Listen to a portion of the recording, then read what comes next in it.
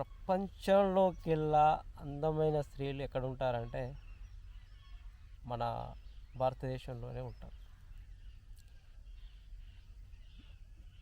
ఏ దేశ మహిళలను మనం చూసినా వాళ్ళు ఎంత రిచ్గా రెడీ అయినా, ఎంత రిచ్ బట్టలు వేసుకున్నా,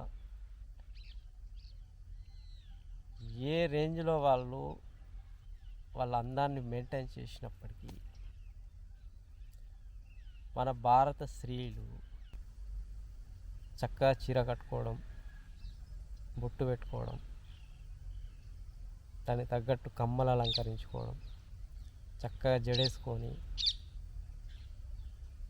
అందమైన సిగ్గుని వాళ్ళ మొహంలో అలంకరించుకొని నడుచుకుంటారు ఇక్కడ. అందుకే ఏ దేశంలో స్త్రీ అయినా మన భారతదేశ స్త్రీ అందం మీదకి సరితూగదు. చక్కగా చారీ కట్టుకొని, బుట్టలు అలంకరించుకొని, సిగ్గుగా, ఒక పద్ధతిగా, వాలు జడలతోని చక్కగా ప్రవర్తించే స్త్రీ అందంగా కనిపించడమే కాదు, ఆ స్త్రీ కనిపించినప్పుడు